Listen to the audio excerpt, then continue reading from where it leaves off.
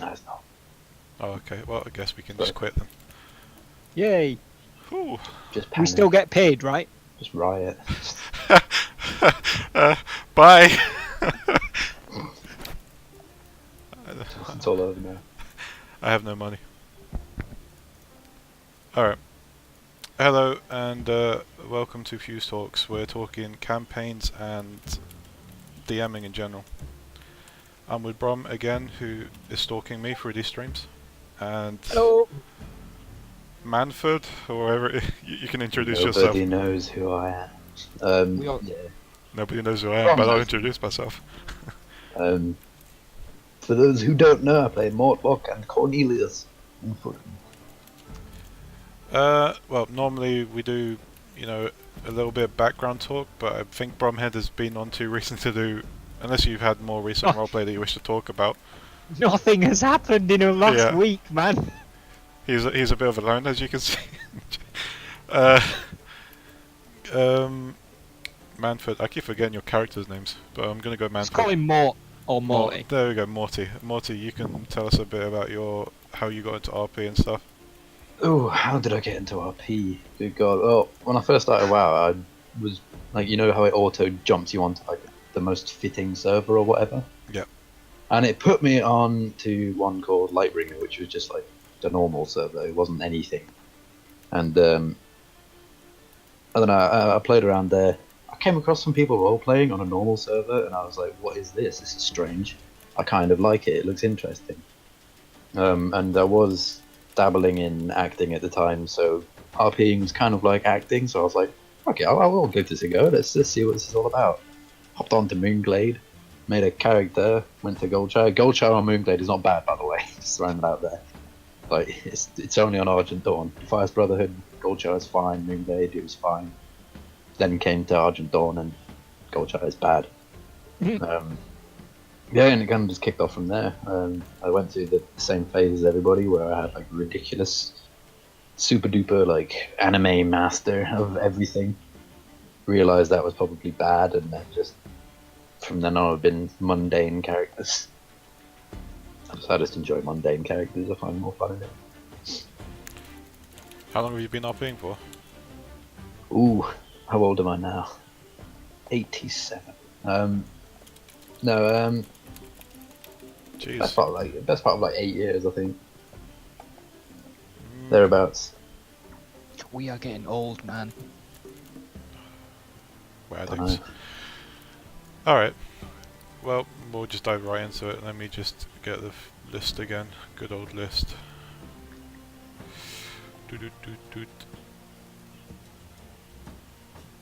Alright, guild events and player created events. How do you go about them? I'll let either one of you answer first as you wish. Go ahead, Rob. Go ahead, Thanks, Rob. man. You're welcome. I don't do a lot of. I'm assuming the difference between player and guild created events is like one is just for a small group of players and the other is for a guild. I tend to only do guild created events for entire guilds at a time, and generally just approach them by coming up with the background. So for the Rangers stuff that I did in the last couple of years, I'd come up with like what their objective, their mission is, come up with, roughly speaking, what they're up against, and then essentially I would leave it to the players, although I had a little bit more of an IC input, being as I was ICly in command of those missions as well, which meant that we could stick a little bit closer to a structure. But I come from a background of you never know what the players are going to do. My Horde side guilds, there was a little bit less command and control going on, so people could just sort of do whatever the hell they wanted. And they'd frequently charge the enemy when they were supposed to be holding the line, or run away when they were supposed to be charging the enemy, and you've got to adapt. So it's just come up with the background and then let the players direct which way they want it to go. Wing it, basically. Yeah, it's the same as the above. Like, these days, more of the events that we seem to make, obviously again guild oriented as opposed to player oriented, it's basically just planning the premise. Like, what is what is the point of the event in the first place? Like, what is everybody doing? And then not planning too far ahead, because like I'm a little bit different. I don't mind events that are like railroaded and with like a set ending in mind, with set like checkpoints, if you will. Like, because I just enjoy the ride personally. Like, you know, it's like one of those things. Like if you know the ending of a movie before you watch it, like you kind of just enjoy the ride more than wait for the ending. So I like them both, but in roleplay, because everybody's character is their main character, like the main character in their story, so they want to try and bring that to light, I guess. It makes it more enjoyable when everybody else can, you know, play a part in forwarding their story whilst forwarding the event, if that makes sense. So yeah. Similar thing, yeah. Just to clarify with the player specified, I mean, when I say player, I mean you as an individual player creating events for other individual players or another guild, because I used to do that as a guildless person personally, with most recently with Dempsey, for example, who had this whole storyline, mean streets of gadgets and sort of themed, with some of the Gearfists who are now running a guild called Copper Coin or something like that. Oh yeah, the Copper Coin Company. And yeah, the way I approach that mostly is just by word of mouth, really. I mean, I know that some people have anxiety to approach people just RP, even more so to just create events for random people. And I kind of formulated that thing with this whole knowledge is power scheme as well, which was the idea of having a bunch of books scattered around Azeroth that provided different sort of powers to them that could be either harmful to Azeroth or helpful to others, you know. And one of those books came into the hands of one of the mafia sort of people in Gadgetzan. Going as far with that, that's pretty much how I approach with it, just word of mouth. Go ask from people if they want to help with a job, you know. As for guild events, I haven't ran a guild in a while, but I've created events whilst being in a guild, I suppose. And I don't pre-plan it as much as well. I just keep a basic idea personally. And the problem with pre-planning, as we mentioned a little before actually, you know, starting the stream, they're not always going to go the way you want it to be. I mean, and that's good really, because sometimes it provides for more interesting story. Yeah. It makes a challenge for the DM as well. Yeah. You know, it can flex their muscles, give them a little something to work against, as opposed to, like, you know, because when everything's going with the grain, it just can get a little bit stale sometimes, because every DM will have their own like way that they deal with things, and then things can get very samey. But when they get challenged during an event by the rest of the players, it forces them to kind of like think about, hang on, maybe that's a good idea actually, let's think about this, and then, you know, let's continue on. Would there be any tips you'd give on DMing? Try and just work out the premise, like in the same way that, like, you know how they, when you're in school, when you're doing English, they used to say, like, you know, when you're writing like an essay or something, you don't do the introduction first, you do that last or something, and you do like the conclusion first and then the middle bit.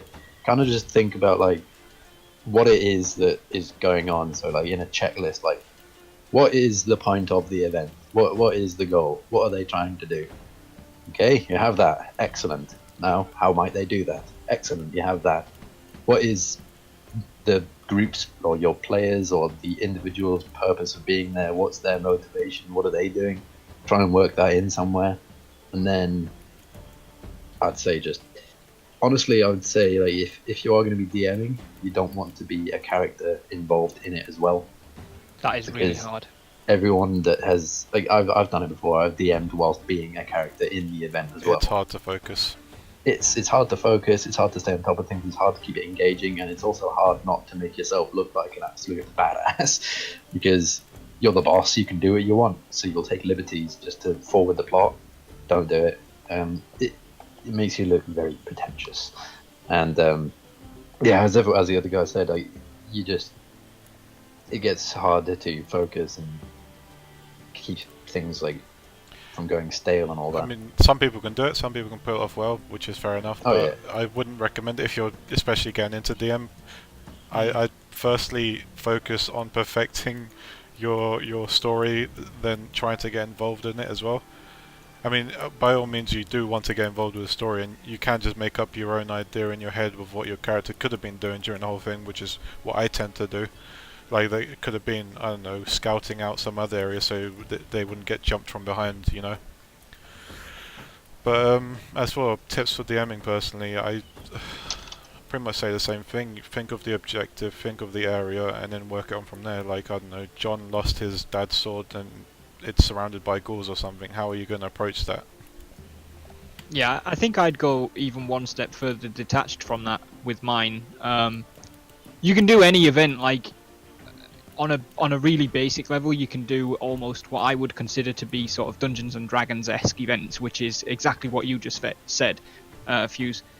John's lost his father's sword, it's now surrounded by ghouls, go and get it back. That works perfectly fine as an event, like you don't have to go into more detail about it. But the way that I tend to do it, particularly around DM events where events might lead into other events, so I don't know, 5-day campaigns or 10-day campaigns, month-long campaigns where your events actually roll into each other, I try and look at what is the reason that the player group is there, and then I just ignore the players when I'm building the events. I go, once I know what they're there for, I then just go into why are all the NPCs and the other elements involved, why are they doing what they're doing, and what are they going to be doing whilst the players are doing their thing. So your first event in a 5-day event might be your players doing, I don't know, smashing up a tavern, maybe. I don't know why they would, but they're smashing up a tavern. Well, what's, you know, on the second event, when the players have left the tavern and they're doing whatever else they're doing, what's the tavern keeper doing? If the players come back to the tavern on the 5th event to have their celebratory round of drinks, is the tavern keeper going to be there with his extended family and you know, bits of table and chair to hand, ready to kick the crap out of them for smashing the place up? It's like that kind of thing. That your event isn't let's go smash up this dude's tavern and then get in a fight with him 5 days later. Your event is let's go to this dwarven village and then we'll use that as a base to go save this John's father's sword from the ghouls. And then when you get back from that, it turns out your actions in the first day cost you, you know, your celebratory drinks, and now you have to have a punch up over it. It's that kind of work out what the world around the players is doing and let the players just dick about in it, basically. Yeah, you've kind of got to be a bit of a know-it-all when you're DMing as well. I'm not saying that in a bad way. People are going to be asking questions both in character and out of character towards the DM, and the moment when you go, I don't know, then it kind of detracts from it. So you kind of need to know everything. So back to the whole like, oh, John's lost his sword and there's ghouls surrounding it. That's the basis of the event. That's the bare bone of it. That's great. But then you how has he lost his sword? Like, why is it so important? Why is it important? Why are there ghouls there? How did they get there? What's the purpose of that? You know, you've got to kind of like look at all those other aspects, because knowing players, everyone has a different mind. Everyone's going to do what they want. Like some people, you know, you might have the little dwarven warrior who wants to charge in and batter all the ghouls and pick up the sword. Someone else might want to bugger off to the next town and ask questions about it. And you've got to be open to these things. You can't just shut things down, because when you start shutting things down, it gets railroaded, and then they're not at the event for themselves. They're at the event for you to forward a story, and like your story, as opposed to their own story. So you've got to kind of like you've got to know everything about like the event, where it is, the surrounding area, the people involved, as Bron said, and like everyone else in the area, the world as it is. And also contingency plans, like when things don't go to plan, i.e., you know, if nobody bothers to go towards the sword, you've got to have something else in mind. You can't just go, well, that's it, the event's over, bye everybody. You've got to have things in plan and things in mind just for that. Yeah, I would think, I would just say quickly as a final there, Morty probably touched on the essence of DMing. It's not your event, it's their event. Yeah, the story's for them, not for you, basically. But Absolutely. by the way, don't be annoyed if your events end earlier than expected as well. I mean, sometimes a player can outsmart you and find loopholes around getting to place A to B quicker than you had expected. I mean, you can outsmart them in return by again using the world around you. Like there's a pack of ghouls in this area, maybe them trying to slide by this zone, they get, you know, attacked by ghouls or followed by them, whatever.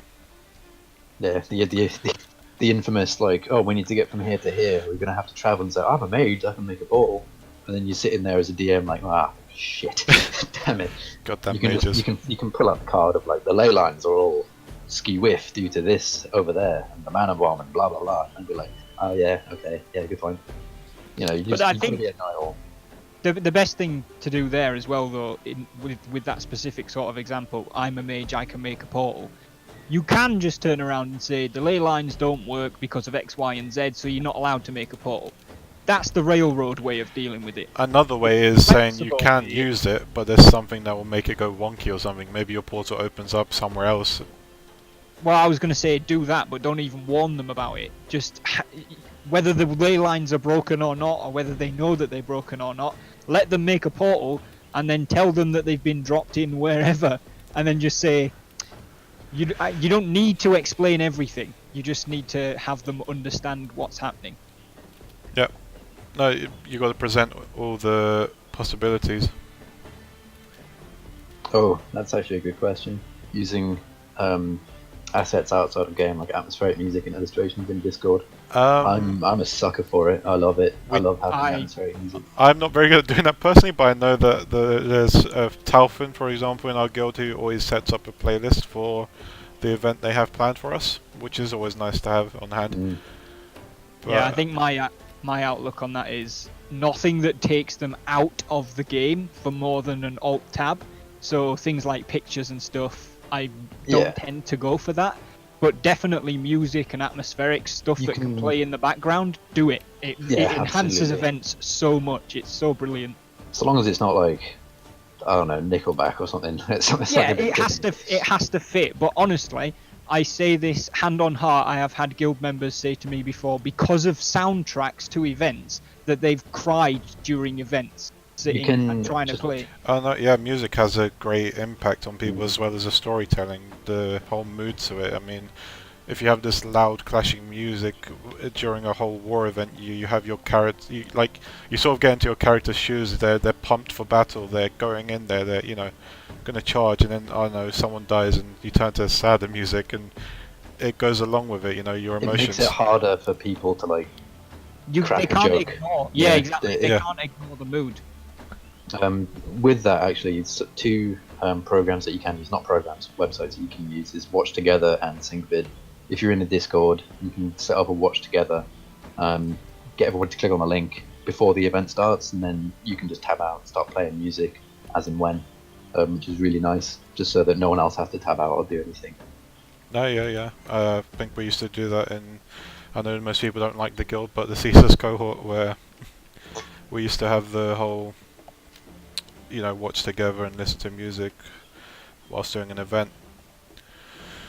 But same with NPCs as well, it adds for more than just having markers there, which is what we tend to have with the Myrmidon, where some people play the NPCs, and I'm planning that for my event as well, NPCs.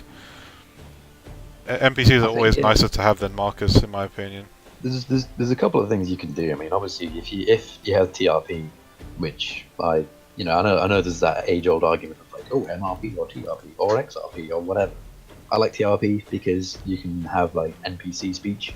So even if you don't have a physical person there, you can have a conversation with somebody using like a stand-in or whatever. But NPCs are great. Can confirm. Just having like a physical person there just changes the outlook of the event so much more. Mm-hmm. Do you use NPCs as well, Brom? To be honest, I'm guilty of a lot of raid markering. I do use NPCs, but they're mostly used in the capacity of raid warnings and speech in raid warnings and stuff. Here's a tip for people though. There is this, I don't know if they still openly do it, but there was this group of people who used to be in my guild as well for the Wonderspark Carnival, the two people who play the ogres.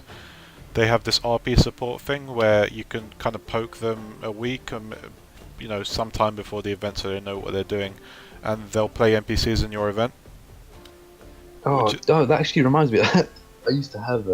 I had this idea once. It was on the forums ages ago. I've still got the guild, but I had a guild that was meant to be of that same sort of purpose, just like random characters, like whatnot. Just that can be hired, not hired, but like brought in for events to be used for this, that, and the other. No, yeah. Start it up again. It's basically just called RP support. I mean, I'm always up for playing an NPC in random people's events, so long as they give me the premises of it, Let's go with roles then. Now, do you use roles in your events? I tend to free emote and then only use roles for something random, I suppose. Although, with the Myrmidon, since we have bonus roles that are specified towards characters, so you have different traits basically. If I can remember off the top of my head, for example, I think it's called Ironhide, which is you take less damage, like you have a higher chance to dodge if you add +4 into your roll or something. Which is, I guess it's a good way to make rolls more effective and more suited towards your character. But personally, outside of the guild, I tend to use free emotes and only roll when there's something random, coming implemented. Roles have got like a bit of history to them, don't they? Like no one, it's the hit thing is to hate roles, isn't it? Like no one likes roles. I'm so glad I'm not hip. They started out like as when you boil down to it, roles are a good way of sorting things out. Because let's face it, when do people usually, when you think of roles, what's normally happening? It's usually two people having a fight in the middle of Stormwind, right? That's normally when you think of roles.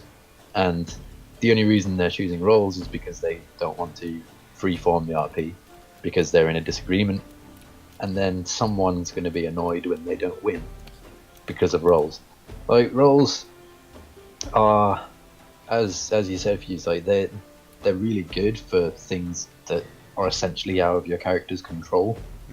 I.e., for example, let's say there's an explosion or something that's not in your control. It happens, and you as a character have absolutely no control over whether you get hit by a bit of shrapnel or a rock or something. Roll for it. If you can control it, then don't roll for it because you can freeform it. But it's just some of those things. Best example to give for it though is, imagine if you're a guild of explorers, like Explorer League style, and you're going through ruins. You're going to walk over a bunch of tripwires and traps or whatever, and that's out of your character's control, really. Yeah, exactly. And you always implement roles for that. I mean, obviously your character can be quick enough to dodge it, but if they're not, they're not. But I use roles all the time. And I mean almost for everything. To a degree, like you guys have both said, if there's something that a character is in full control of, I'm not going to make them use a roll, because why would you? You're not going to make them roll to pick up a fork. They should be able to do it.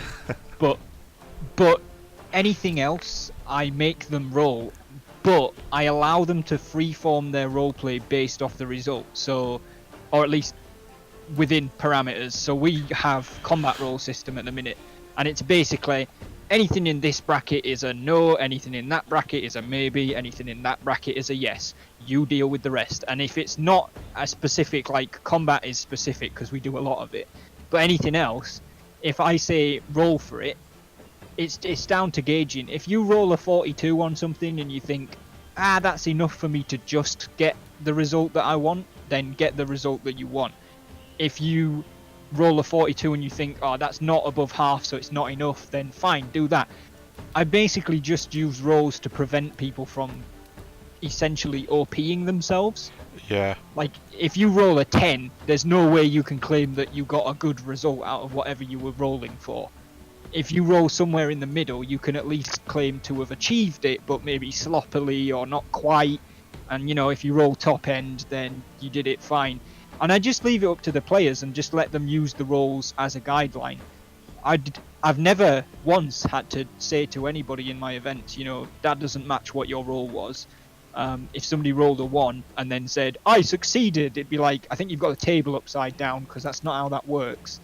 But other than that, like, if it's not blatantly taking the piss, just use the roles as a gradient, as a guide. See, when it comes to free emoting and stuff, I like it.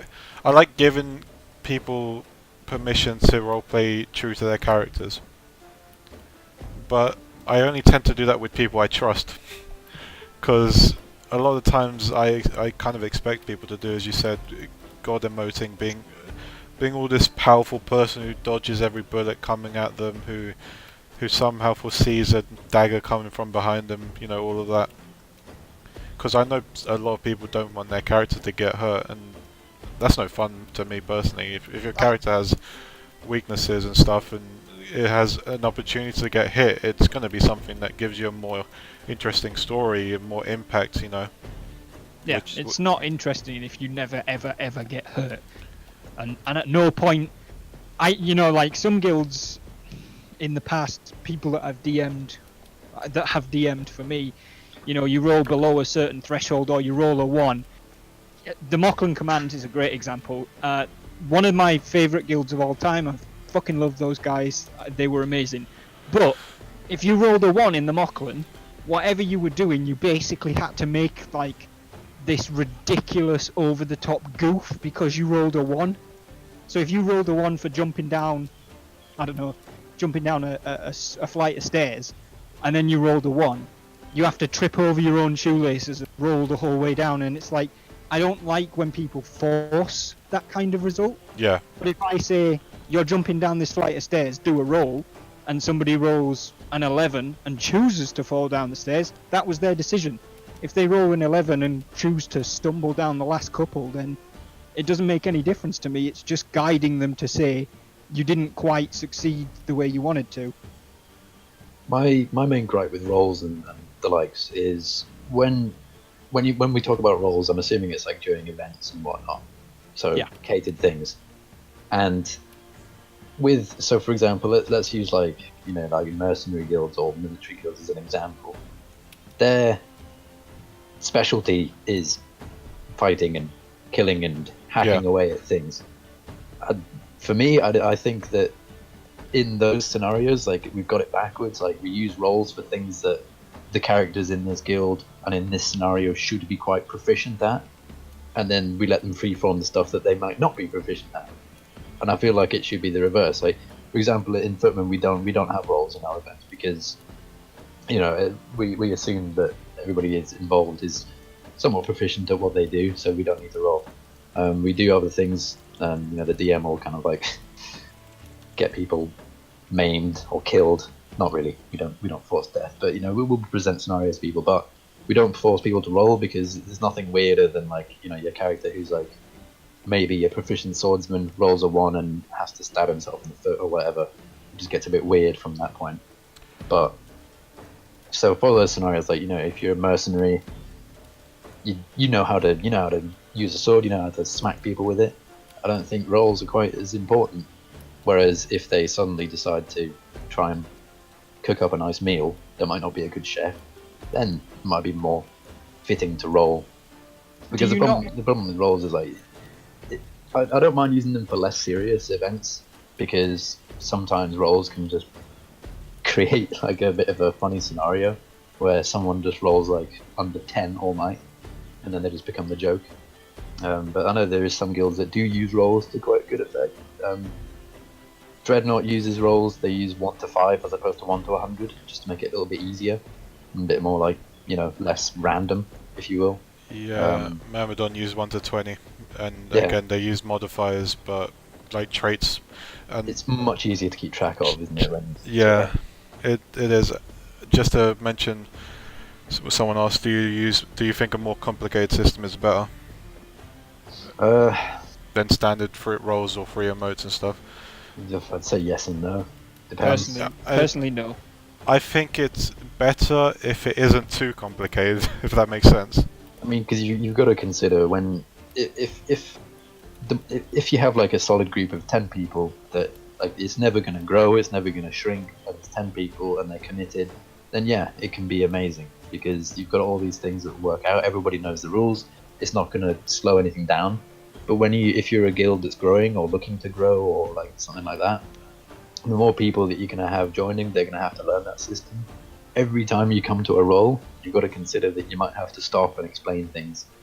Or if not, you're going to have to, you know, really sit down and have sessions with them and say, like, right, if this happens and your character is traded into strength, and then you roll this, which is too low, but you've got your trait, which means this, so you can add 5 to that, and then you can minus 3 over here because of dexterity. It can get quite overwhelming. You have to say "but" twice in the explanation. Yeah, you have to say too complicated. It can be good. It depends on how you spin it. Like, Yeah, it's I just think one of those. I think you summed it up perfectly there. In a small group that's not going to change, it's perfect. Like essentially playing Dungeons and Dragons, that kind of stuff works really well being complicated, and everybody knows what each other's speciality and traits are. But for general guild leading, guild DMing on WoW, you can't do it. Like the amount of to and fro that you get in who comes to your events, it's more hassle than it's worth. Make it simple. That's what I've found. I think when we really, just touching on something you said earlier, Brom, is just like when we use rolls, it's mainly a safety net to make sure people aren't being ridiculous. If you have a group of people that you know and you trust, get rid of rolls. You don't need them. If you trust everybody that they'll play their character properly, they're not going to be ridiculous, and just save the day every day, all day, 24/7. Steal a quote from Barbosa, the rules are more like guidelines than actual rules. That's terrible. I hate you. I'm a 50-50 with it all though. Like free emotes and stuff, cool. And modifiers also cool, but again, depends on the people as well, I suppose, as you mentioned. Do you use a HP system for your guild? Because I don't think in the Myrmidon we do. We just kind of say our character got hurt this way or something, you know? I fucking hate HP systems. They do not benefit RP in any way, in my opinion. They are a way... They're a way for people to try and control the flow of RP when really all it does is stifle it. Like, yeah. if you take a massive hit, whether you rolled for it or whether it was free emoted, however, like if you take a massive hit and the most damage that's stipulated that you can take is 3 hit points, but you've got 5, then that massive hit isn't going to take you out of the fight. It minimizes the effect of the supposedly massive hit. Equally, if you're down to your last health point or hit point, whatever you want to call it, and then you take a tiny little, like a glancing blow from a sword on the shoulder because you rolled really well on the defense or you free emoted really well, you still have to be out of the fight even though you took a glancing blow. It does not fit well with roleplay. You have to let roleplayers be adults about whether they get hit or not, and HP systems just do not work. They don't add to that. Yeah, it seems to be like HP systems, in my opinion. We don't use them either, but they seem to be another extension of controlling the roleplay in the sense of making sure people aren't being ridiculous. It's just like it's adding like it's a restriction. It's an arbitrary restriction. But it's also a restriction that doesn't always work, because imagine if you're rolling low constantly, everyone's rolling low and stuff. I mean, it's a loss, fair enough, but imagine if you're stuck in a point where, let's go with ghouls again, where you're surrounded by ghouls, you're all really low health, and you're all, pretty much unconscious. You're kind of forcing character death there, aren't you? Mm-hmm. Yeah, because somebody's got to sacrifice themselves for everybody else to get away. Because how else are you going to justify it? It has its benefits as much as it has its advantages as well, but I mean disadvantages even. But I think without HP, it's more functional, easier to flow. People can decide the wounds they get and how hard it hits their player. Because as Brom mentioned, if you had a cannon fired at you and it does 3 HP and you have 5 HP altogether, you're going to be knocked out, right? You're just going to be out. Not necessarily. If you're using a HP system, you just bounced a cannonball off your chest. Exactly. How do you explain that? We used to do that with we used to have a HP system in the cohort actually, where it was basically 1 to 20 and you decide how tanky your character is. Obviously, the bigger plated warriors would go with 20. you'd have the rangers going with like 15, 12, something like that, and the casters, medics going 8 to 9. And the problem with that HP, or even if we had healers, we had a rolling system for healers as well. It's kind of weird to RP coming back after you've been struck down so hard, so like just like, you know, an instant click like that. I'd personally rather take the consequences that happen to my character and then heal it after the fight. Yeah. So would I definitely think that's the best way to do it, because then as well you get the after fight roleplay. You don't, your wounds weren't healed in the battle because you desperately needed 4 HP back, otherwise you were out. Your wounds come out of the battle, and then you have to do the whole recovery and the healing, and people need to bring you food and water because you're so badly injured you can't get your own, and the medics need to be looking after you and changing your bandages. It just provides so much more supplementary roleplay than, oh shit, you need 4 HP, zap. We're not doing a dungeon, we're doing roleplay. No, yeah. That's pretty much it for me for HP, that is, though. Last thing at the moment is pretty much going back to modifiers. Do you give bonus rolls to, let's call it agility, intellect, and strength, I guess, because that's how WoW does it, right? Do you give bonus rolls for someone being agile, or bonus rolls for someone being more, about strength, or someone being more intellectual? I think it's one of those things that can work well. I have seen guilds where it does work well, where they've got these entire background character sheet things going on. But they tend to be, those guilds are a lot of work on the back end, and you get the same result on the front end. So I don't run guilds like that. I do still use some bonuses with War Dogs at the minute. We're trying a new system where the dungeon masters have the option essentially to grant what we're calling momentum. So rather than having fights, we're trying to freeform more of our roleplay. We're still using roles to guide it. We're trying to freeform the combat so that people can sort of fight their own little corner of the fight and build their own little story without over affecting the event. So we're giving them these things called momentum, which is based on our combat role system. If you've killed someone, you then need to wait for the DM to explain, whether somebody else charges at you or whether you can charge at somebody else. But with momentum, which is a bonus the DM can give you based on whether, I don't know, your character's a berserker and has gone berserk, or maybe they've lost a family member or a loved one's just been wounded and they're going apeshit. Like, you don't have to wait if you've got momentum. The minute you kill someone, you can move to another target and attack them, and you keep going until one of them blocks you based on the combat system. Yeah. So I do think they have a place in roleplay, but I think the more you throw in, it comes back to what we were talking about before. Like, if you have to say "but" more than twice to explain it, then it needs to go, or it needs to be slimmed down. Something's wrong, basically, yeah.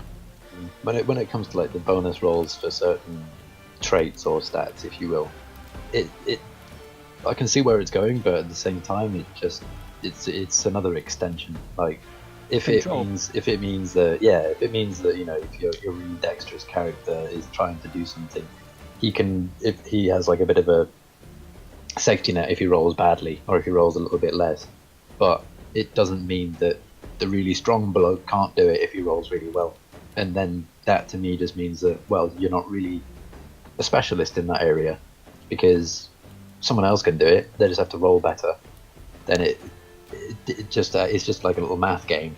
I've always gone with say your character's better at scouting, and then the opposite character's better at flinging spells or something. If that person rolls high, I'd say it's down to luck, I suppose. Because that's what rolls is at the end of the day. Is whoever rolls the highest is the luckiest, I guess. But you're not aiming to roll higher either. But you know what I mean, right? Mm-hmm. And I always say maybe your character was distracted by, I don't know, some butterfly fluttering about in front of their face or something. I don't see it as a brick wall personally. The problem with that comes, like, that's fine once in a blue moon where the spellcaster spots something before the scout, because that happens, like, even in real life. In real world situations, people who are less adept at something might notice something. But if you leave it exclusively down to, you know, like, people have these power limits, you know, the spellcaster's probably never going to spot anything before the scout, because the scout's got all of the scout bonuses and the spellcaster's got all of the spellcasting bonuses, which, I mean, when you say it that way round, all you're doing is denying the spellcaster the chance to once in a while spot something. Oh no, before I mean, the scout does. if it happens often, that's what I mean, not all the time, you know. No, but that's what I'm saying. Yeah, like, you're denying them the chance for that occasional one where the spellcaster goes, Yeah, "Hey, yeah. what's that?" Like, otherwise, what is the point? You might as well not. You're locking yourself into a role. I'm the spellcaster, so therefore, any time we're doing scouting or we have to do a scout roll, I'm not even going to bother, because the scout's going to win because they've got the power limiter. No, that's not what I meant, but I see what you mean from there as well. But yeah, what I meant is, I mean, you can have one event where you're having consistently low rolls, and obviously we all make jokes about that in the guild chat. Like, oh look, Brom's rolling low all the time. Jokes on him, he's getting punched in the head or whatever, you know. I get punched in the head without rolls, to be honest. But yeah, you have someone who's constantly being, you know, damaged and everything like that. And it kind of sucks, because obviously, I mean, it could be your character having a bad day or whatever. But yeah, it kind of sucks when that happens, and it kind of sucks when another character is advantageous at another profession, but it's kind of rolling into your profession as well. That's what I meant. Sometimes you just make up this own sort of thing in your head where either your character's having a bad day, or they're, I don't know, this player's having more luck or whatever, you know.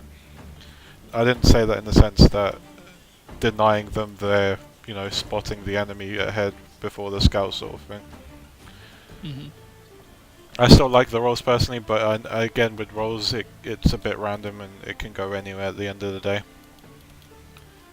I prefer the randomness to the power limits where people are locked to being good at certain stuff. I prefer randomness. I prefer randomness as well.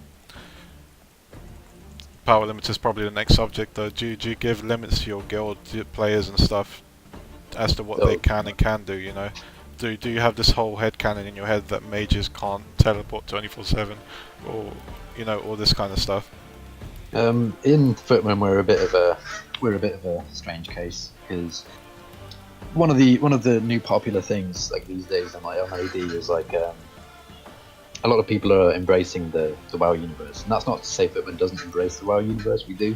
We are aware that there is magic and crazy big monsters that do scary things and really horrible things. However, we are just the mundane foot sloggers. We're grunts. We just your average blokes, your average Joes, just came out of the blacksmith or off the farmstead. Someone put a sword in his hand and said, "Go and kill things for the king." And that's how we do it. So that's our sort of power level. We are, as WoW portrays, like the NPCs basically. As for like power levels, like outside of that, as for power levels on mages and stuff like that, I think I said this in the chat earlier, but I think it comes down to the scenario. Like if you've got like something, if there's a really interesting scenario going on, and magic is just a cure-all. If we're honest, like we've seen, like even Blizzard isn't like consistent with what magic can do. It can do everything, or it can do nothing. There's loads of things it can do, and then it just boils down to whether or not it's going to be tasteful in that scenario to throw magic in. Yeah, it is inconsistent among players, and pretty much because it is with Blizzard as well. You have, oh, magic can do this, but it has limits. Oh, magic can do this, but it doesn't have limits, you know. And I technically, in my own headcanon with magic and stuff, is that you can use it as much as you want, but you're going to drain energy. It's the same. I use it as sort of like, take for example, you can't jog forever, can you? You're going to get tired eventually, and you're going to want to rest. It's the same thing with magic. I'm not going to be able to constantly fling spells. It's going to drain energy out of me. It's going to make me weak at some point, and I'm going to have to stop to regain myself, or just take a breather, really. That's a primary skill in any writing as well. Like, you cannot... I actually personally don't care how powerful a mage character is in WoW. Like, if a mage character wants to be super duper duper powerful, that's fine by me. But where I draw the line personally is you cannot be super duper powerful and, like you said, continue being super duper powerful 24/7 all day, every day, 365 days a year. It doesn't work. There has to be a trade-off. There has to be a disadvantage. Otherwise, why wouldn't everybody just learn to be you? Yep. Personally, for the War Dogs, I've politely asked on our forum thread for people whose characters can, say, conjure food and water, or make portals everywhere and anywhere. I've asked those people either to alter their skills, be it through IC or just a retcon or whatever they want to do, or don't apply with that character. And the only reason I've asked that is because those skills would kill what our guild is. Yeah. The entire essence of it would be lost if we had someone who could click their fingers and fix it. You can. There's many ways you can spin it, because obviously, as we said, like Blizzard isn't consistent with Magic and what it does. You could bring in mages into War Dogs, and you could spin it that you can have portals, but magic uses something. Magic can be sensed. That's what you've got all like the paladins. You can sense magic. You've got all this, that, and the other. If you're portaling from Eastern Kingdoms to Kalimdor, you can bet that there's going to be some horde mages somewhere that sense that and know something's up, and then they're going to go and investigate. So that might be an idea as to why you don't want to use portals or something, or you don't want to use a really... That is something people will need to consider as well. Magic can be sensed by other magic users, or... It can be sensed, and it can be impeded by ley lines, all that sort of stuff. Yeah, like, so many things. I mean, just to clarify, War Dogs does take all classes. It's just those particular skills that we've said, please, don't ICly have those skills, because they undermine the essence of the guild. But we will take mages. We're quite happy to put portal places where if your mage is limited in some way. I'm saying as a person and as a role player, I have no issue with mages being as powerful as the player wants them to be. But as a guild leader, I don't want the top tier powerful mages in my guild, because they would ruin what the guild is. And I think that comes down to DM or roleplay or GM preference. If you roleplay you do you, but if I don't want you in because you're that powerful, then that's my choice. You can't force my guild to be or me as a DM to take you and be like, well, I'm a role player, it's not my fault my character's uber powerful. Well, no, it's not, but I also can turn around and say, if you're in this event, it might as well just be a narrative event for you, because nobody else is going to do anything. Yeah. I think one of the main issues with power levels and the likes, it does boil down to that, and it's if you are a super powerful, I'm gonna go away from mages because we're throwing a lot of shade at mages. If you're a super powerful paladin, for example. No. Let's do something else. The warriors, because I always see people roleplay mundane warriors when you've got this whole idea of warriors also having these heroic feats where they can leap this massive mile gap with a heavy plate of armor, all that stuff. So let's say you're a super powerful warrior. You use all of the spells that you have available to you in game. You've got this titanic strength. You holding two massive hammers in each hand, jumping massive gaps. How likely is it that that character is going to want to find work in a pub? Not at all. For example, that's what I mean. If you're a powerful mage, a powerful warrior, you're likely going to be wanting to fight on the front line alongside the heroes of Azeroth or whatever. Upper echelons, for example. It's things like that. So it boils down to that kind of thing. If you want to be super powerful, by all means do it. Go ahead and do it. But just make sure that you're in a setting that complements that, as opposed to you being something that is a get out of jail free card for a bunch of other people. You know what I mean? No, so each guild, let's just take a random guild, throw a random guild, or a random guild concept. And let's call it losers. There we go. It's the losers. Basically a bunch of deserters trying to survive, quote unquote, war dogs. bunch of losers. Joking. Subtle for you. Joking. Yeah, let's just. I'll use war dogs as an example. So they're deserters. It's a good example though. War dogs. They're ex-infantrymen, ex-army sort of blokes, kind of wanted by the crown. Not blokes and women. blokes and women, whatever, attack helicopters and all this. They want to buy the crown and all that. How likely is it that there's going to be a super powerful archmage that's going to want to join? Not likely. If there is a super powerful archmage that deserts, they're going to be tracked down by other mages, probably. It needs to be like the power levels need to boil down to the concept within the WoW universe as well, in my opinion. Yeah. If you're, I'm sound like a broken record. I'm just saying everything over and over, but like, super powerful characters should not be looking to find a home in a more mundane guild, and vice versa. Super mundane characters shouldn't be trying to find a home in the Heroes of Azeroth. So no, I'm gonna just step in there. When mundane characters join a hero guild, it can make from sometimes can make for some like light-hearted comedic roleplay. Because I was gonna do that with my courier who does no fighting. Oh, obviously she just delivers mail and all that stuff, and she was gonna join the journeyman, I think, which they kind of do fighting now and again. Obviously she's scared to shitless of that, but she's also cocky in a sense, Mm-hmm. Which can always make it for that light-hearted, enjoyable roleplay as well. I'm totally behind that. Yeah, if like as long as it's a conscious decision. Yeah, like being a mundane character in like a heroic setting, that can absolutely further a narrative because it adds like a different outlook onto things. It's sometimes refreshing. Like whilst everyone else is brushing it off, like, oh yeah, battered another demon to death. That's I'm brilliant. I'm amazing. And then you've got like this little timid person, like, oh wow, Jesus, that's a huge demon. It can add a lot more to it. Yeah. But vice versa, the other way around. Like if you've got like 20 blokes that are like, oh my god, that demon's absolutely terrifying, and then you've got like massive. You got old Jeff the mage there, like, coming in. Like, Dave. Dave's back. Dave's back. Dave's been training to be the best warrior there is. He just comes in, jumps on top of the demon, thunder stomps, storm bolts, and then just blade storms or Beyblades.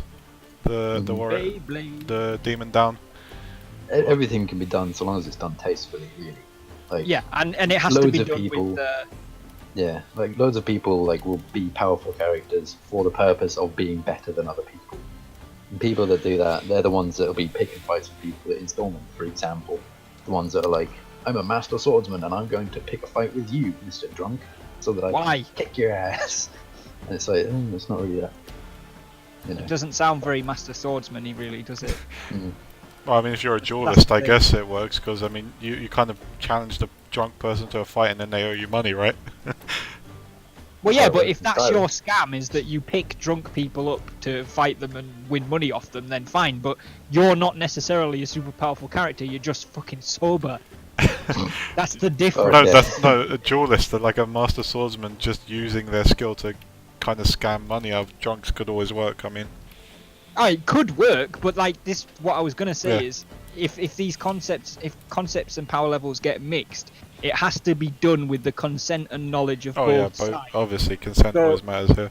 Yeah, the mundane player needs to understand that they're about to be role-playing with people that are more powerful, and the more powerful people need to agree that the mundane player isn't going to be able to defend themselves the same way they can. If that happens, then it's not a bad thing. If that doesn't happen and people just try and force their own power level on something, then that's when it doesn't really work. At the end of the day, roleplay is a two-way street, and everybody that you come across is paying to play this video game. They're role-playing because they want to enjoy themselves. If at any point either party isn't enjoying themselves, then it's not role-play anymore. It's you role-playing with yourself, basically. Someone else is just... Stop role-masturbating. Yeah, essentially. So it's a two-way street. If both people are happy with it and they're carrying on and doing their own thing, then both people are enjoying themselves, great, carry on doing it. If it's getting to the point where someone else is getting annoyed or it's not enjoying it anymore, it's not roleplay anymore, really. Yeah, well, that pretty much touches upon simplified events, I suppose. I don't know why I jumped down here. Let's go on to social events. I don't think either one of you have hosted social events, have you? I kind of did ages ago. When I say social events, I mean like markets or fight nights or something like that. I used to be a character called Mortigan of the Filthy Basilisk. He was a year-old pirate, and I had he set up an inn somewhere. It was really strange. I really enjoyed the idea. It's a bit of a swear, but I used the garrison in Warlords of Draenor as the inn. I see it was somewhere along the coast of Stranglethorn. It was his ship that went during a storm. He got like shipwrecked and it was beached, and he was like, "Oh, I'll just turn it into an inn. Screw it," and then just invited anybody that was abound. Did that a couple of weeks, and it was really fun.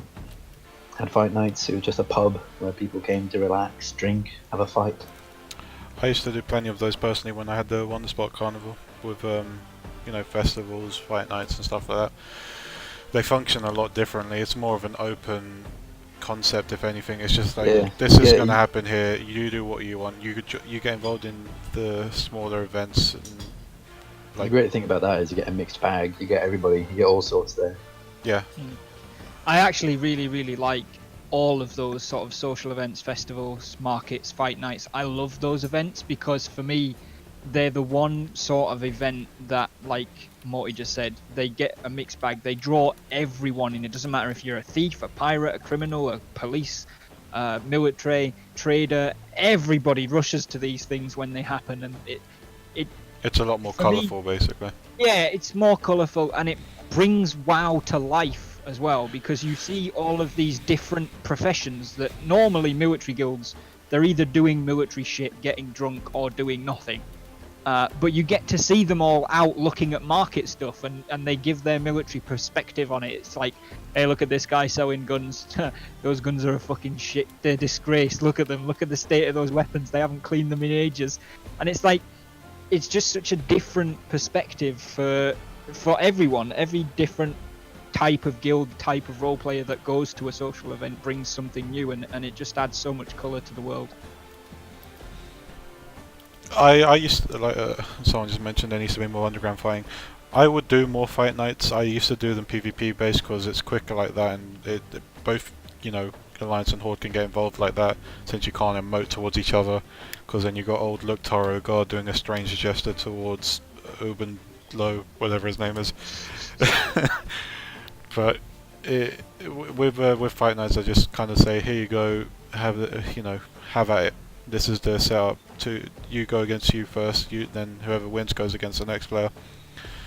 The problem with that now at the moment is with all the legendaries and stuff, really, which gives you an advantage in open worlds areas, basically.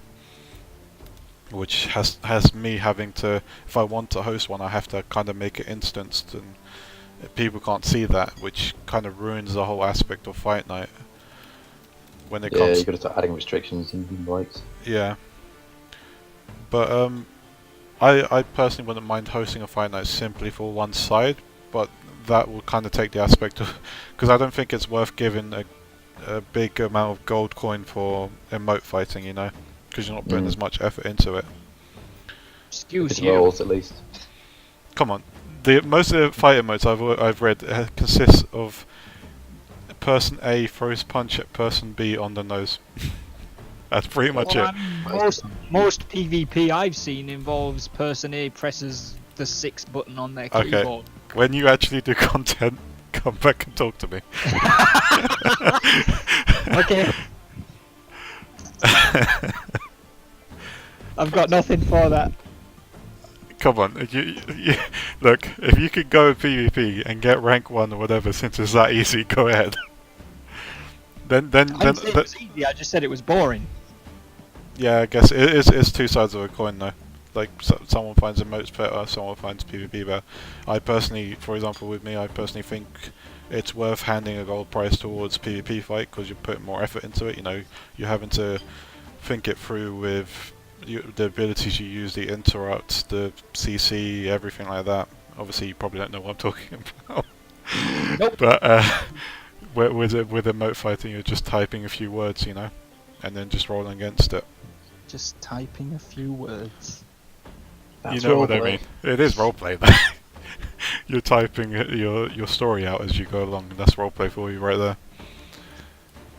But I'm looking into hosting more fight nights in future, possibly. I kind of like the market events as well that Sea of Ash hosts, you know, with Autumn, I think it's called Autumn Nights or something like that. All the nights, yeah. I think he's hosting one soon, or has he hosted one already? I'm not sure. I'm I think the last one was a couple of weeks ago, wasn't it? Yeah, I've heard rumours of being another one coming up, but I might be wrong. Yeah, those sort of markets also tend to, as people just said, bring a bunch of people together. People you would never even dream of meeting along the road, basically. Like, I don't know, good old Dave back at his adventures on in the market buying, I don't know, a spatula for his cooking, whatever. But it makes the world feel more alive, as Bromhead said.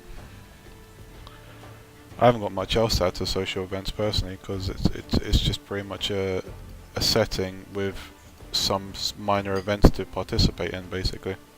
Yeah. Yeah. I mean, I'd say that I want more of them, but I don't want more of them because I don't want too many where it gets stale. But I do love them. They definitely need to stay. it's kind of unfortunate that it's the only way that social RP really works these days. Like, Yeah, family friendly and fun social RP. Like, there's social RP obviously, but then like big groups of people, they only turn up when it's like an event. If you know what I mean? It's just one of those It's things. funny that, isn't it? How you have to use the word event or nobody turns up. Yeah. God, this is an event. You know, just put that in quotation marks, because I've had a lot of people not even look at a thread because it doesn't say event on it. You know. Oh, hang on, my housemate's trying to get in. 2 seconds. No, I'll leave him out. Yeah, we're doing a thing here. I might look into hosting more in future, but we'll see. It'd be interesting if, when, I don't know, say your PvP fight nights happen, like having maybe not the top gold prize, but having an RP fight night in a corner somewhere where people can do that as well. Because I do think some people, I'm not the only person who thinks RP fights are better than PvP. I'm sure I'm not. No, it comes down to personal preference again. I mean, that's the way I'm used to hosting my events and how I've been hosting them since I've hosted fight nights, you know. Yeah, yeah. But It'd I be wouldn't nice mind just to them. see both, and yeah. Yeah, I wouldn't mind them fights either. I could create I have all these like side characters, I guess you can call them, to use for these random sort of events and stuff now and again. So I could have a little character that runs an underground fighting area where you can come every, I don't know, Wednesday and prove your mettle. Whoever wins gets the title of a brawler of that quote unquote pub for the week, you know. And then someone has to come and earn it again the next time. Maybe monthly, you know. It'd be nice to have a little masculine and yeah, masculinity just bumping heads against each other.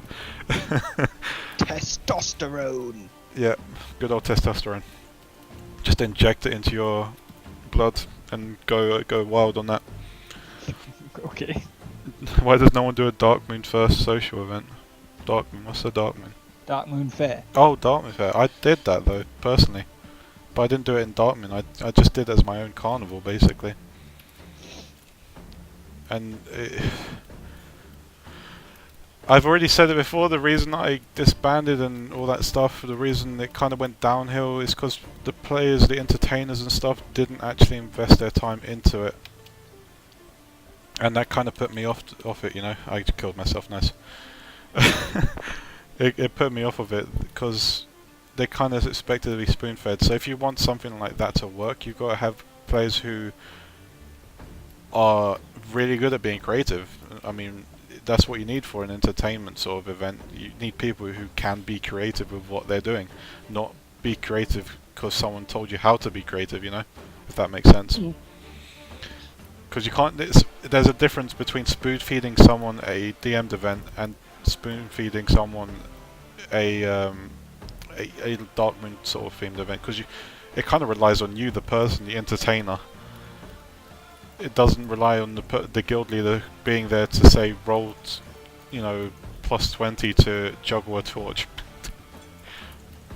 That would be funny to see if they had to do like 80 plus to juggle it, and otherwise they just drop it. Yeah, just burn the whole like carnival down.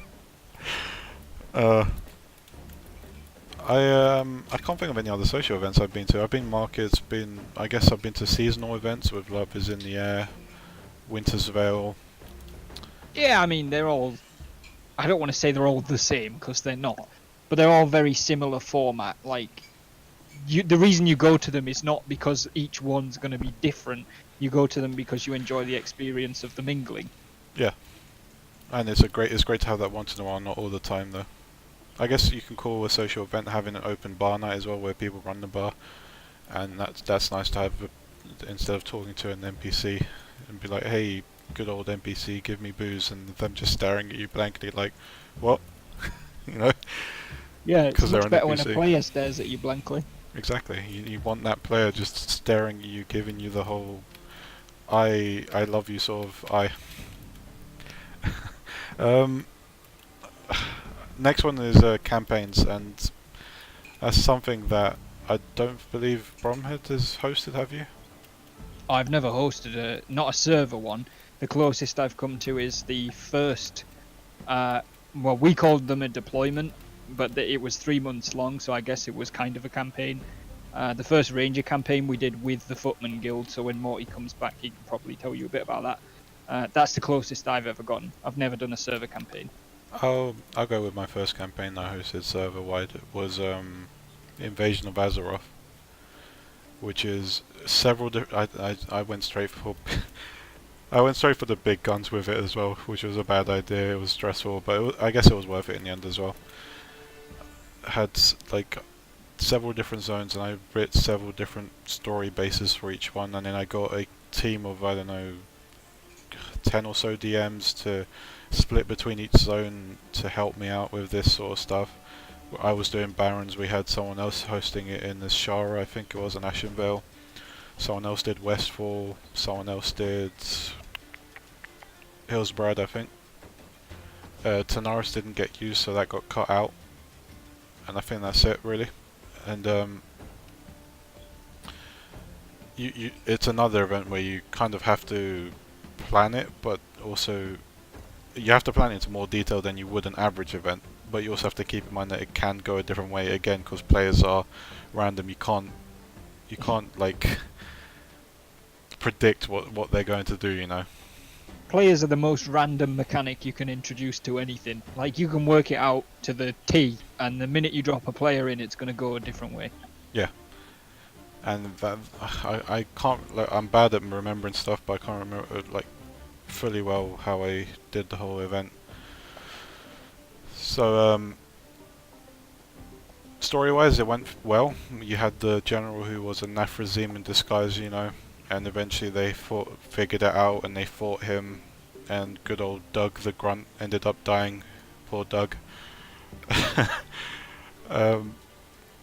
Yeah, I can't remember how it worked out for the other areas, but when it comes to DMing for them specifically, big groups, we literally had two full groups and then another third group with another 20 members, I think, in the Barons just, so I can't imagine how much it was for the other areas. That's insane. You kind of have to implement roles, but you have to implement it in the most basic format there is, because there's so many people and you want to move forwards, and you can't focus on singular people. The only time I manage to focus on singular people is when I say, okay, this is the big bad, 2 highest rollers, you work together to, you know, execute him, the rest damage them, you know, giving them that heroic moment. This is where it's a good system. I'm back. Sorry. We've moved on to campaigns. Oh no! This is the most basic roles. Were you there for the Invasion of Azeroth campaign that I hosted, or were you with the... I think I was taking a break at that time. This is yeah. When it comes to, I was mentioning, as when it comes to big campaigns, you have to implement really simple roles, and Yeah. obviously you have to be prepared to DM. Like you can't focus on specific players, which is much easier to do with smaller group with guild events. You'd need to have more than one DM really, if depending on the size. Like you'd need a DM team. Yeah, and obviously you always have a DM team for that. But when it comes to doing it yourself, specifically, you just need to simplify it and make it interactive enough for people to kind of go with the flow as well. Mm-hmm. It's just hard to focus on individuals. That's the only gripe I have with campaigns. It's kind of good to see a whole big alliance versus I don't know, Legion or Horde or whatever coming together to fight it, you know? Yeah, it's just one of those things. Like the bigger things get, like obviously the more simple they have to get. I think it was someone in the chat earlier was saying like, oh, with more complicated rolling systems, they look good on paper, and No wanna, way would I do bring that in them a over into the campaign. campaign, but good God, no. No way. That's a mess.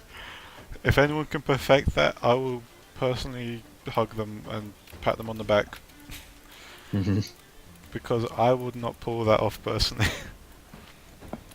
It would just slow it down as well, wouldn't it? Because you got to wait for every bloody person there to roll and work out the maths, and then you got to have both sides like monitoring and like, well, this side rolled a total of 8,792. How much did your side roll? It would just be a mess. Yeah. Something I implemented in a newer campaign, which I think the remnants of the past was in as well, with the Dark Shore campaign, where we had satyrs invading, was the whole world quests idea as well, Yeah. where you put the missions forward and people can go RP that mission out. Say there's Murlocs salvaging from a wreckage of a ship that the satyrs took down, whatever, go retrieve the salvage. We'd need those supplies or whatever. I had that sort of thing set out. What I would say, like with regards to campaigns, like as they get bigger, one of the things that I think that people could and possibly should try and stray away from is just two massive blobs going at each other. Like if you I know this is a bit of a swear on Argent, but if you look at the real world, and in historical times, yes, it was like two big blobs going at each other, but it was a little bit more segmented. There'd be the big blob would break up into smaller blobs, and those smaller blobs would be maybe break up into more smaller blobs, and then two really small blobs would be fighting each other off on one side whilst trying to do something. Maybe just break them up. Give if you have a DM team, for example, or like just delegate a DM team, just break people up. Like instead of having two massive blobs, or even if it's a PvE one, instead of just having one massive blob doing one thing, because everybody knows that the screen is just going to be full of either /E stabs thing or /E gets hit in head with rock. No one wants to read that. It's not really that fun. No, it's just going to be everybody being raid warninged at or DM'd at, as opposed to something that they can actively participate in. If you can break it up, like, bye, Brom. If you could break it up into something like, I don't know, if let's take the Legion as an example. You've got like 200 Horde players there for this campaign against the Legion. Instead of having all 200 just like /roll or /E smacks demon in head with axe, just break it up. Maybe you have like the front line of just the big burly warriors doing that, the mages off trying to shoot down a Legion ship or something, and then some scouts off doing something else in the same area, but just not all doing the exact same thing, if that makes sense. Yeah. I might just be speaking bollocks, but no, it makes sense. Going through the list quickly, because I mean, who wants to talk about campaigns for a long while? That's something you can go into a bigger topic with, basically. Oh, I forgot about Brom almost. Hi, Brom. Technical issues there. Going through the list quickly with the whole questions I set out. The problem with bigger numbers is, again, you can't focus on individuals. You kind of have to iron it out. you have to pick and choose. You have to when you're simplify picking it, or you have to pick and choose for special, your moment to shine sort of thing. And I mean, it makes it easier when you simplify stuff, and it makes it harder when you try and focus on individuals. Exactly.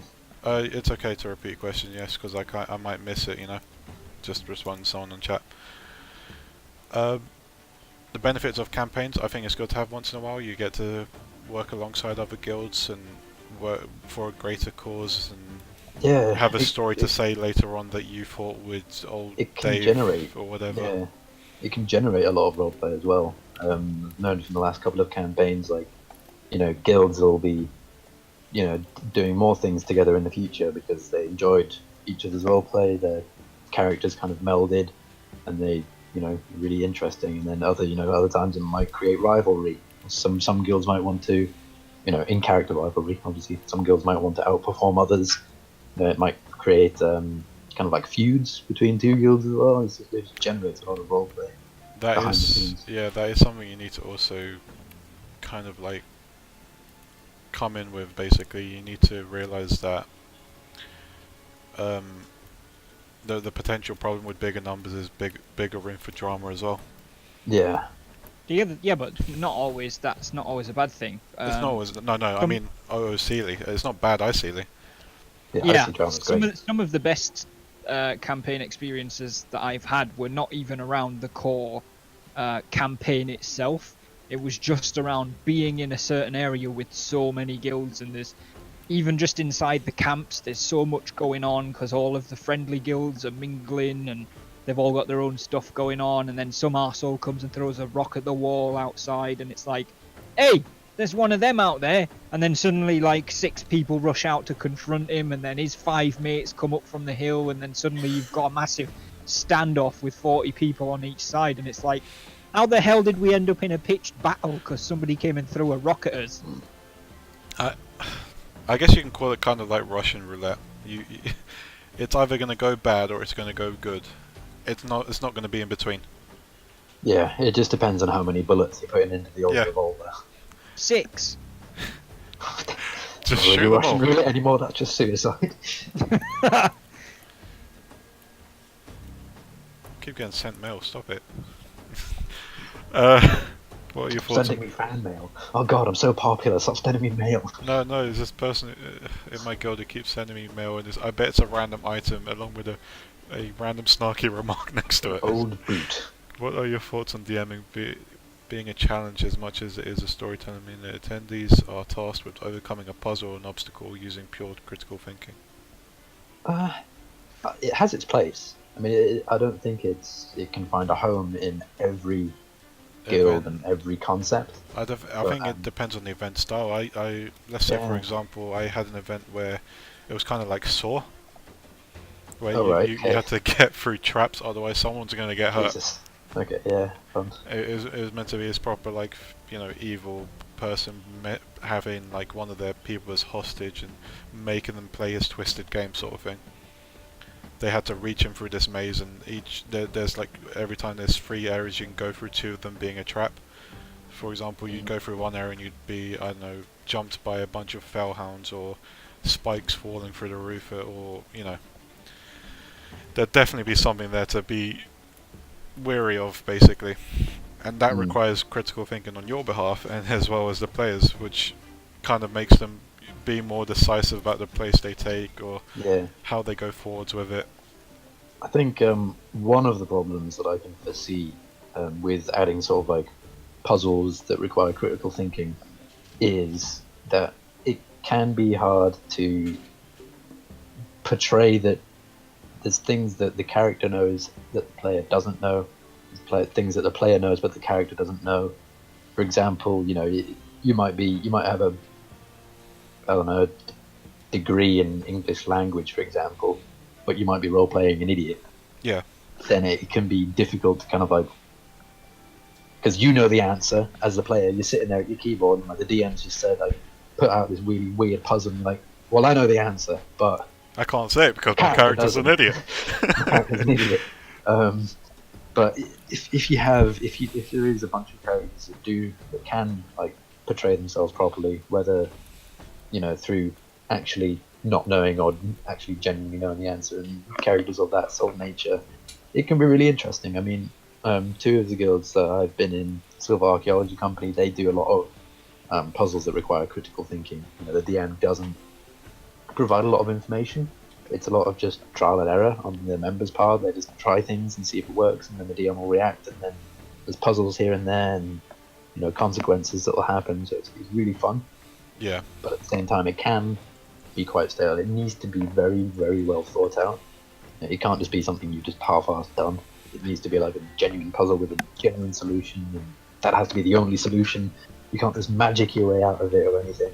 It needs to be like really in depth and well thought out. Yeah, those sort of critical thinking events normally come with the whole dodging traps and murder mystery and all that stuff, which is fun. Really, I personally like them now and again.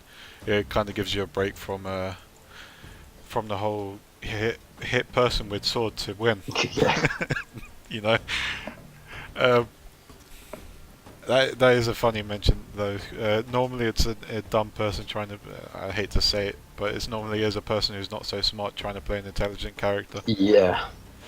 And Yeah. it doesn't always Like work using a thesaurus. This is where I get confused. Like, because like we're not confused. This is where I'm like, wrong word. See, I'm one of the stupid players playing an intelligent character.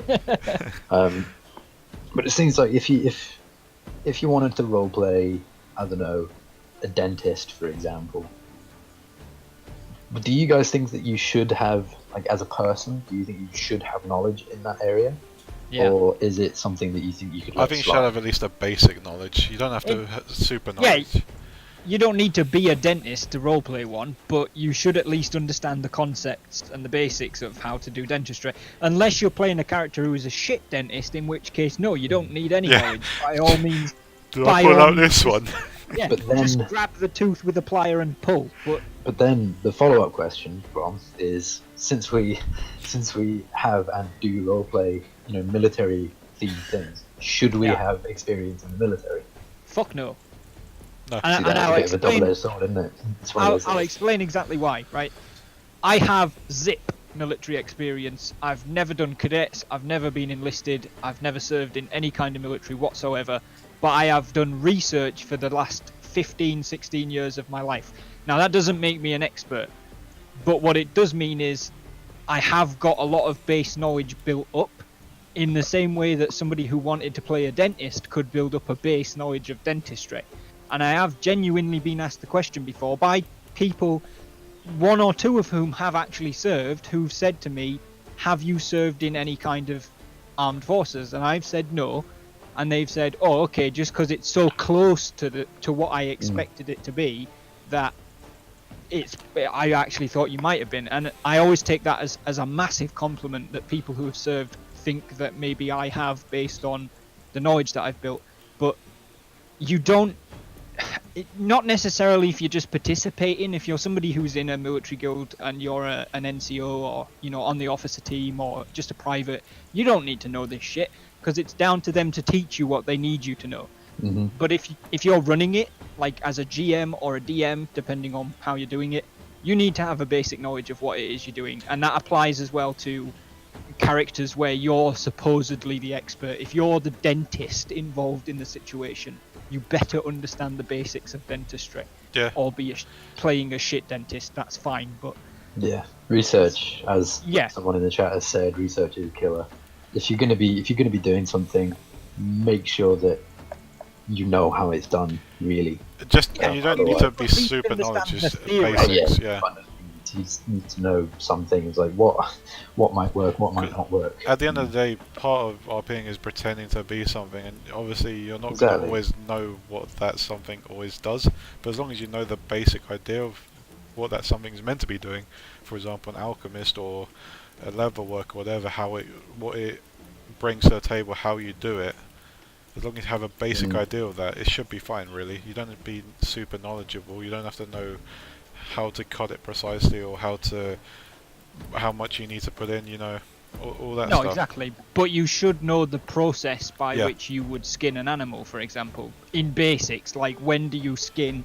When do you tan? When do you cure? You should know what order those things go in. You just don't necessarily need to know how to do each one of them. Yeah. And that's fine, as long as you can make it a basic sort of approach to it. You can already provide a basic thing for someone to follow your roleplay with, which is fine. That's why Journeyman is quite an interesting guild, because they, like, the people in that, they're all like different tradesmen and crafts and whatnot, and they actually do have pretty decent knowledge on how it's done. And when people think of roleplay, and you think of like the more mundane things like being a blacksmith, you're sitting there like, oh, I'm just going to be emoting like hitting something with a hammer on an anvil. It's going to be boring, but they make it seem really interesting. Yeah, they bring you out in the world. because But they've done the research. it's down to having done the research. It's done properly, and they know what they're doing. If your impression of being a blacksmith is that you stand there and hammer metal on an anvil, that's the equivalent of your impression of being in the military being that you stab people. It's like you don't understand any of the background or any of the reasoning or any of the even processes or skills. Then it is going to be shit, because it is just going to be you constantly emoting the same thing. It'd be exactly the same as role-playing military, where all you emote is stabbing. What are you doing today? Oh, I'm going to go outside and stab the training dummy. Didn't you do that yesterday? Yeah. Well, didn't you do it last week? Yeah. Didn't you do it this morning? Yeah.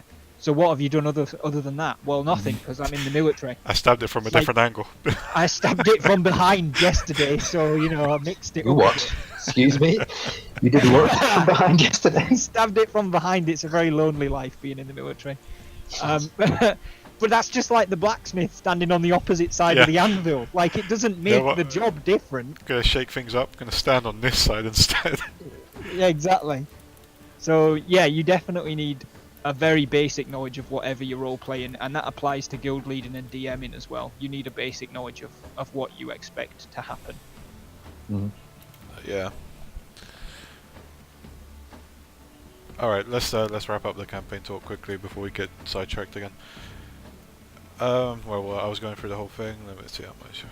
There's a difference between RP PvP and RP PvE. RP PvP doesn't require as much planning, because you're kind of just putting a reason for Horde and Alliance to fight against each other, and providing just summon them. Yeah, and providing a final objective towards someone gains a piece of land or someone gains this artifact that gives them the power to tickle someone from far away or something. I don't know.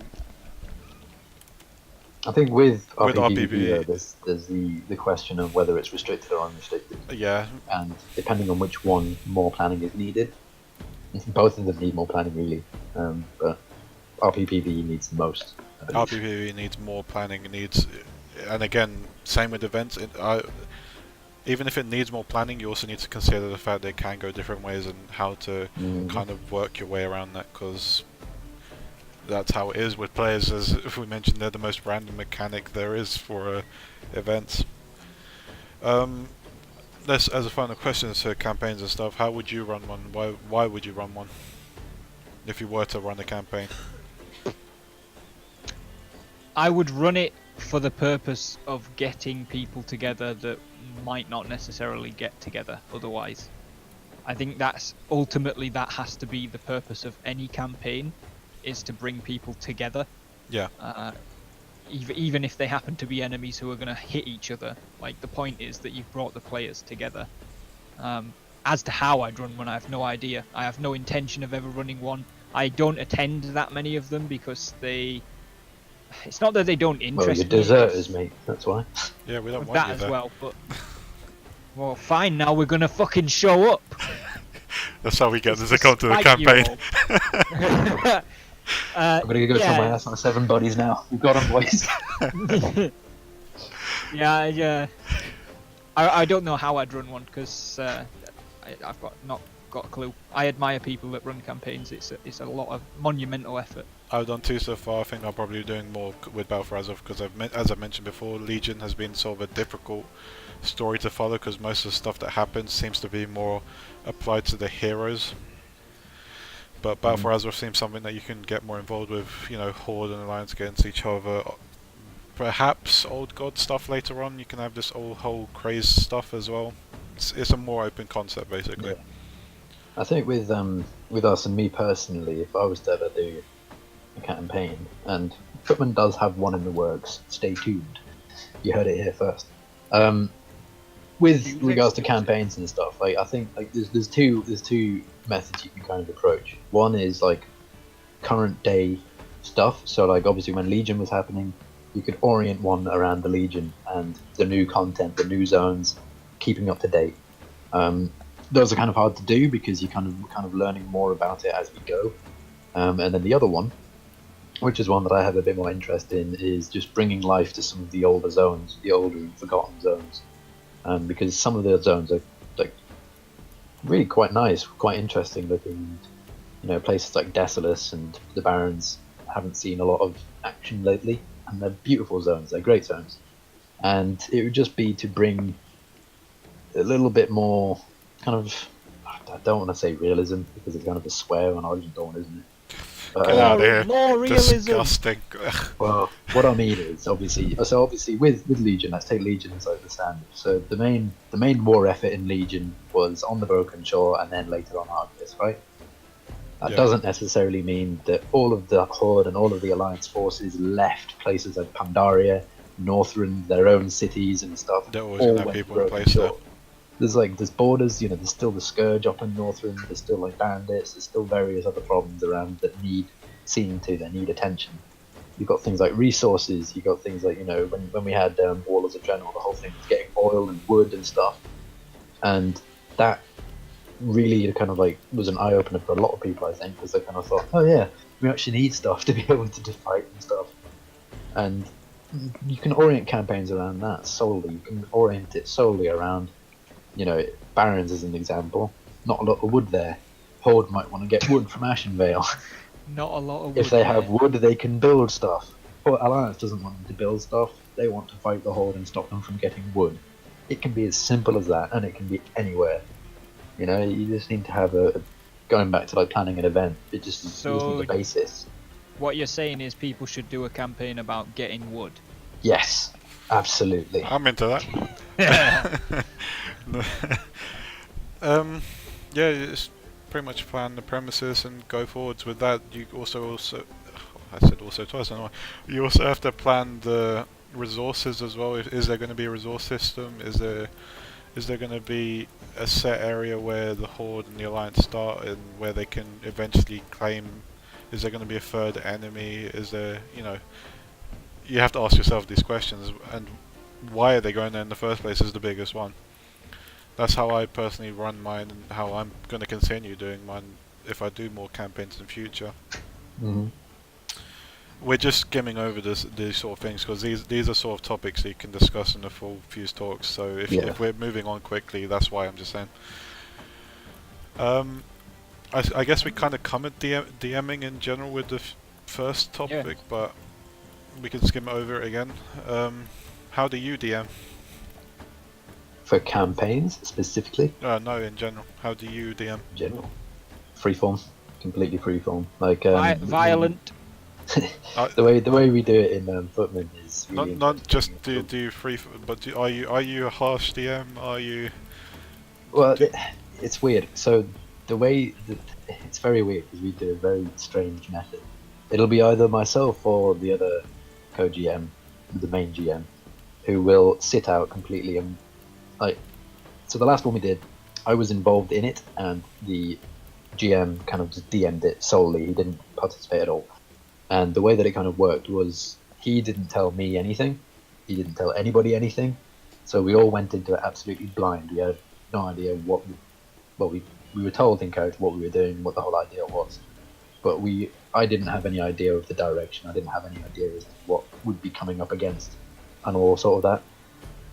And it was kind of just laid out for us to deal with. So i.e., we turn up and then we see there's an entrenched position there's a group of undead things over there. What do? We know what we need to do. We need to get past them, but how do we get past them? It's kind of like left down to us. Yeah. And it's pretty harsh. Like if we screw up, we get really fucked. And it happened in the last one. Someone got shot to pieces. Yeah, it can be quite harsh, but it's not like it's punishing, but it's kind of like I don't know how to put it. Like, as long as you're not an idiot, you're not going to get hurt, really. If you think about it and you think like, there's a lot of things there. Do I want to get spotted by them? No. Well, I'll not walk out into the open then. Things like that. That's a good question, though. Are you a storyteller DM or an advisor or DM? How do we define advisory? That's what I was just thinking. I guess it's I personally define it as someone who gives someone the story to DM and advise them how to go along with it. Does it mean advisorial or adversary? Are we talking about adversarial? I think it's advisorial. Well, that's what's written, but I'm just wondering, like, how is that different to a story DM? But a story DM versus an adversarial DM is different. I think we kind of do it as a mix. I mean, I do a mix as well. there is storytelling, but it's not focused on the story. We let the characters and the members create the story. We don't like have massive amounts of story and like massive books that everybody has to read up on before they can attend anything. We let everybody else create the stories from on the fly.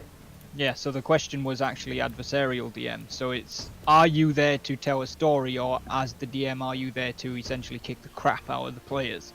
Oh, yeah, it's a mix. I do It's a mix of both. I think, that I do as well. And let me give you a quick example of how cruel I was with my last DM event I did, which was with the Krasarang campaign that was hosted by one of our members, well, two of our members in the Myrmidon. Basically, we had a group of people with no healers and no ranged people who were tasked with taking out snipers in the treetops and taking out traps. I kind of have to be harsh there because you kind of went in there basically with your hands up already. I mean, the smart move would have been to say no.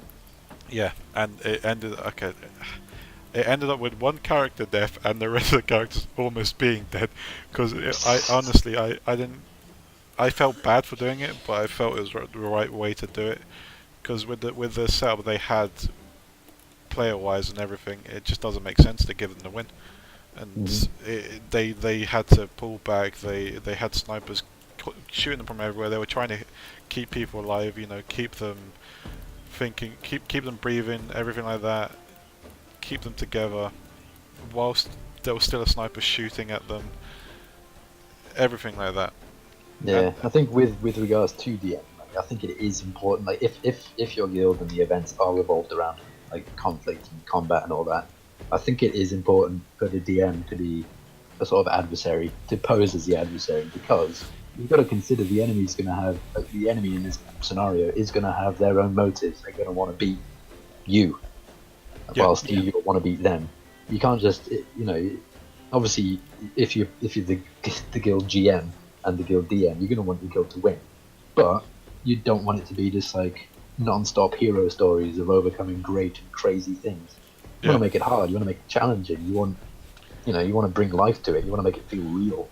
So you kind of need the opponents to be acting realistically and doing things as would be done. You basically don't want them to be pushovers, because it's kind of boring if you make the thing a pushover, and it's kind of boring if you make it lenient towards them because they had the wrong setup or whatever. In my case, because it's pretty much what to expect if you go into a jungle area with snipers at the treetops, and then no one in your team has any ranged weaponry, and there's no medics or anything, and you're being shot at.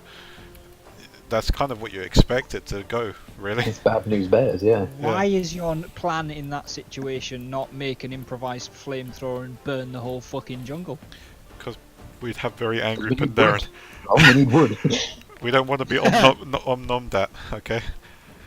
But I think one of the other important things, if you are going to be taking the adversary approach, is one of the things that we've taken to doing is, so right now the way that it works, the way that we have it, is the GM kind of like does the DMing and is the adversary, and I will sort of like be the in-character boss boy who just kind of like does everything else. We are out of range of each other, so he can't hear what me and everybody else is saying when we're planning stuff, and we don't know what he's thinking because he's a psycho. So neither of us know what each other's doing, so he doesn't know what the guild's going to be doing. He doesn't know what our plans are, and we don't know what his plans are. And that makes it much more enjoyable and much more realistic, because he's doing things, he's doing what the enemy's doing, and we're doing what we're doing. And so that there is a barrier there, so that we, there's no metagaming available, because we don't know his plans, he doesn't know our plans. It makes it much more fun. Yeah, I pretty much use the majority of those, who being what the target is or what the object is that we're after, or whatever. What reason is there really to go there? Like, why would pirates want to go and help the Alliance against these horde banditos taking their lunch money or whatever? When applies to wherever you are, and also with where, why. Pretty much they all tie into each other for me at least. I think we covered it at the beginning when we were answering a couple of questions, but for me, you should always consider all of the 5 Ws and in a broader perspective. So it's not about you, as I said at the beginning, you build the environment and the area around the objective, and then you just let the players into it. You don't build stuff specifically around the players. Essentially what should happen is, I explained this to one of my guild members who was asking about DMing. Your mission should have an outcome whether your players do anything or not. So I used a very, very, very simple example with this person. I said, imagine your character walks into a baker's shop and the baker serves them their bread, gives them their bread, and they leave, right? That's one scenario. Another scenario in exactly the same setting is your character walks into a baker's shop and the baker refuses to serve them, but seems edgy and not quite right, and instead of paying attention to what's happening, your character goes, well, if you're not going to serve me, I'll go somewhere else, and leaves, right? Now, the thing that was happening that your character, the player character involved, didn't pay attention to was the baker was being robbed. There was somebody in the back of the shop that was clearing out his stores or whatever, you know, stealing all the bread, a small gang of people, and they were in the back of the shop. They had his family in there hostage, so he couldn't do anything, but he had to stay at the front of the shop to make it look like he was not being robbed, right? The whole point of that lesson is the event occurs regardless of what the player does. The player, if they're intelligent, smart, and paying attention, can choose to intervene in the robbery. But if they're not paying attention and they choose to just leave because they're an idiot, the robbery still happens. And the robbery doesn't necessarily have to be the main objective. Whatever they're in town to do, they can be, when they leave the bakery, they can be walking down the street, they go do their objective, and then they're walking back through the town, and suddenly they see 4 people selling bread at a very low price off the back of a cart to homeless people, street urchins, children, hungry people, and you think, oh, that's nice, those people are selling bread cheap to the poor. Well, they're not, because those people stole that bread this afternoon and you failed to stop them, but you don't tell them that. Your world is still just continuing around them, and they just failed to notice it. So always do the 5 Ws, always get all of that down in your head, figure out what's going on, and make it happen whether the players interact with it or not. The players should be irrelevant to your 5 Ws. Those should be happening no matter what, and then it depends on what the players do in response to what they see. That's how I do my events. The DM sort of like world needs to just be alive. It needs to have life in it, and it can't just be put on pause when, you know, the main characters leave. You know, it's treated like a film, treated like a movie that's being written. Like nothing else just goes on pause. Like that, for using Brom's example, the robbery doesn't just get put on pause because no one's there. It's gonna happen. It doesn't happen on screen, but you just gotta plan out what the outcome is, if and when people intervene or don't intervene or interact with it. You know, the area remains alive and things happen. Let me look at the DMing stuff again. We've said some tips really, since someone asked that earlier. PG tips and tricks. How have you seen others DM actually? Has there been any specific DMs that you've enjoyed having give you this event, you know, whatever it is? Oh, I've got to give a shout out to my big man Burke, GM of Footman. We've adopted a new style and I really enjoy it. It's very freeform, very reactive. Outside of that, Silver Archaeology Company's GM and DM is very enjoyable. It's less combat oriented and more sort of like puzzle solving. He's very full on. His character doesn't partake in any of the events. He is a standalone DM, sorry. And that's also a lot of very, very enjoyable. I think it just comes down to dedication when you know they're not so much of the hero and top man of the guild, because you see it in house guilds all the time. Like the leader is the biggest and the best, and he DMs and he makes everybody look great and crazy, and he's also great and crazy. It's the DMs that kind of like take the back seat and don't get involved because, as I said earlier, it's too easy to make yourself look amazing and become the badass of the story when you are involved in it. So it's the ones that kind of like take a much more backseat role that I find a lot more enjoyable. Yeah, I gotta say, more recent ones for me is with the Myrmidon. Really, there's a lot of really good storytellers in that guild, and I can't really pick one personally as a favourite, even though I'm shilling my own guild at this point. But the guild I'm in. But they just have really good stories to tell and put it in a way that your character can get involved, even if the story is around their character. Your character gets emotionally involved, invested in everything. Mm-hmm. I think for me, it's possible that we're talking about the same person here, Mort. You can enlighten me if we are. But the Stormwind Royal Navy aren't a guild anymore, but they had a DM way back when who was just incredible at immersing you, particularly in nautical roleplay. I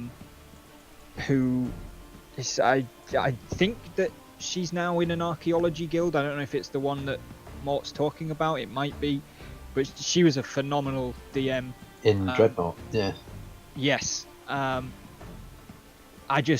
It blew me away doing their events. I just felt like I was captive on the boat in terms of like mentally captive. There was just no way to not be immersed. It wasn't an option. Pelu. Other than Pelu, I do have to give a shout out to one of my guild members, Banyan, who has been DMing our stuff for the better part of a year and a half, maybe more. Constantly coming up with fantastic storylines, fantastic plots for us to follow. She's a phenomenal DM as well. They're a breed of their own. I think dungeon masters, good dungeon masters, are just incredible. And when you find one, particularly if you find one in your guild as a GM, just do not let them go. Keep them. Keep them. Lock them up. Gonna show my own guild again, but this is one of the many reasons that the Myrmidon is such a good guild to me personally. Everyone in there is pretty much a DM. They will take turns doing events in different weeks. Everyone will at one point share a story for the guild to do, and they're all pretty good DMs that you can get involved into. Mm-hmm. Which is great to have for a guild. And if you get that in your guild, if you get even one person who can DM, hold on to them. Don't let them go. Pay them. Pay them to stay with you if you have to. Don't say pay them. Christ, they'll form a union. Alright, Bromhead has to ask for... Bromhead is going to be asked for money now. Yeah, and I haven't got any, so Mort's going to pay. I'm broke. I suppose if there's no questions, or if you think of any questions, I'll just cover some of the things I'm promoting for this week.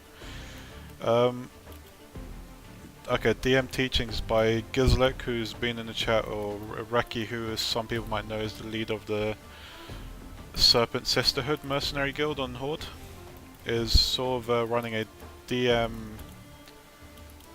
Teachings, I suppose, if you want to call it. Kind of getting those people who feel anxiety against hosting, events for a big group of people, giving them tips and tricks and all that stuff on how to approach it, how not to approach it, all that stuff. I'm sure you can go into greater detail if you feel like you're someone who can help in that area for other players. Really cool. It'd be a neat thing to help other people improve their storytelling and all that stuff, Mm-hmm. But yeah, if you're interested in that, poke Gizlek. He's in the chat as well. I'm sure he'll harass you because he's good at doing that. Embers of War. I don't think there's a date for it yet, but Silesia has been kind of poking me now and again about it. It's kind of a prologue. Yeah, I think that's a prologue. Before the burning of the Teldrassil takes place, with the evacuation of civilians, fighting against all, trying to keep them back. Should make for a pretty neat and fun event for everyone. You can read up on that. I'll probably link it in my own thread as well, so people can check it out. Lunar Festival being hosted by Krona, which is, I think, is this Saturday actually. Ooh. Let me check.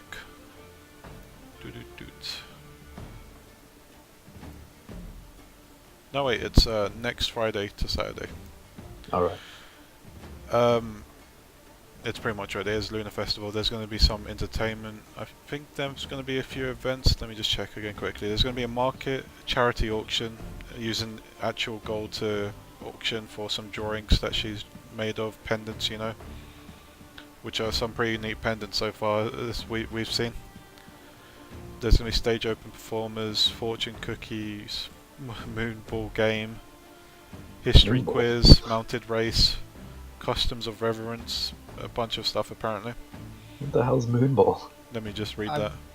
I've never been to one of Akrona's events, but that's purely because of like timing and coincidence. But she does appear to be the best event maker on AD right now, I think.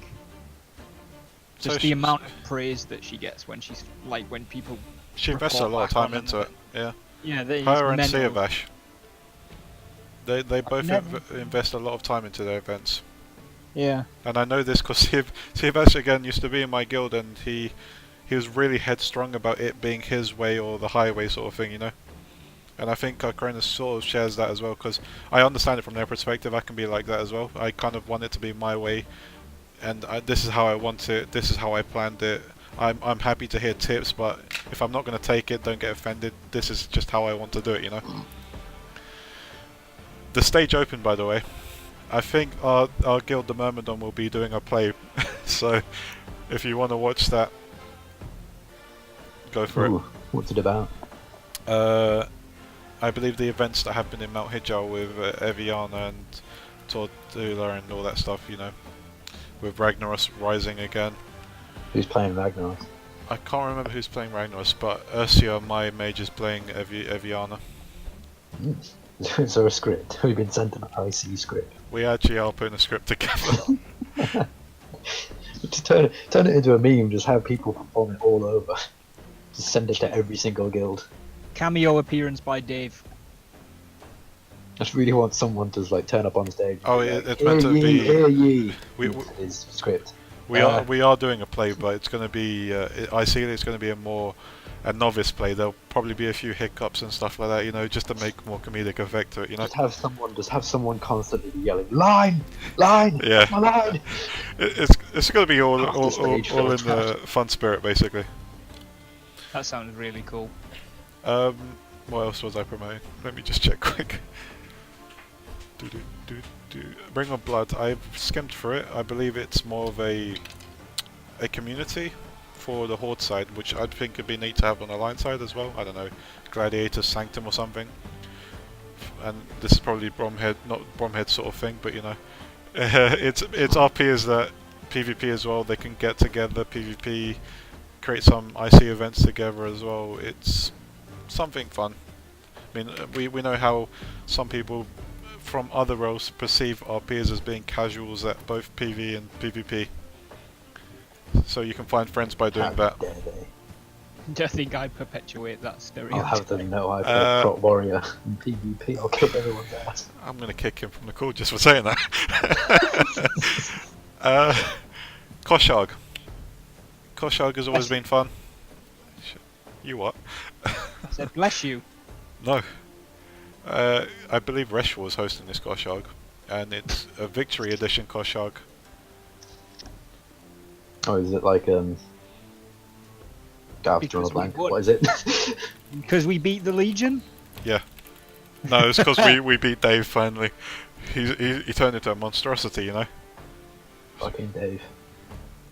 Fucking Dave stabbing his sword into Silithus. What's he playing at? Dave. Come on, man. That was a nice zone before you did that. Was it though? I liked it. I liked it. I wouldn't say it's nice. Oh, Koshag, I don't know if Reshwa has anything planned for it. I think it's just a get together. Let me see. First day, Festival of Unity. It's pretty much a get-together of friends and family. Second day, Ritual and Forage Bonanza. Third day, Travel to the Throne, Throne of the Elements. Fourth day is the Market, Tales of the Old Leader. Fifth day, Usher Gun and the Grand Race. Sixth day, Makgar and Feast of Unity. That's pretty much it. 6 days of Koshard. 6 days? Holy crap, that's going to be One hell of a awesome. piss up. And it's Horde as well, so it's a good job they started with the thingy of Unity on day 1, because by day 6 it's going to be everybody punching each other.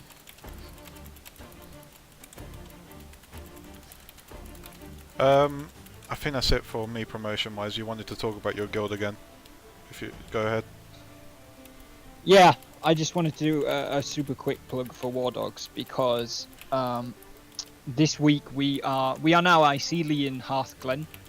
We are hanging out there. We've commandeered a building and called it a guest house. So we're hanging out there for the rest of this week, but then starting some point next week we'll be on our Penance story arc, which is going to take us about a month to complete. So anybody who is looking at War Dogs, considering it as a guild to go to, chances are you're not going to be able to get in while we're doing Penance. I mean, if we can make it happen, I will make it happen, but it's not likely because we're going to be on the move and doing stuff.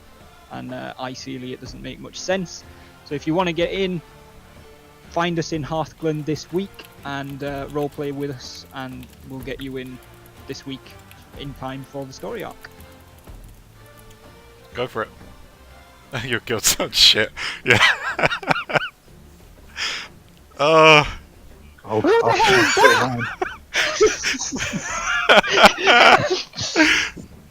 he doesn't even play WoW, he plays Dungeons and Dragons. That person is now dead.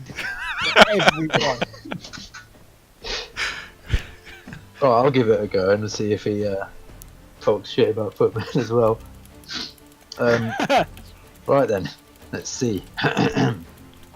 Footman, if you've ever wanted a sort of realistic approach to the ye old Warcraft Footman that you see in Warcraft 3, using various real life sort of like procedures and whatnot, as well as, you know, speculated things that are on WoW. Very interesting and very, very immersive. Heavy infantry, so human warriors and paladins, yes, human only, because we are Stormwind oriented.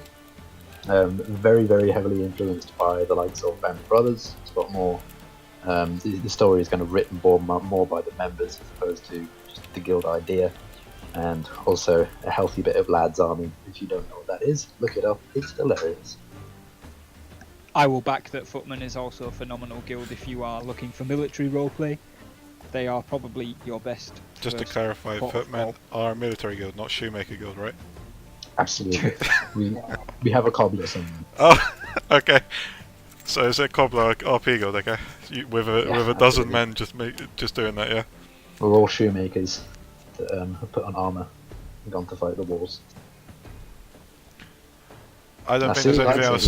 He likes this one, he likes mine, bro. See? I don't give a shit what he likes.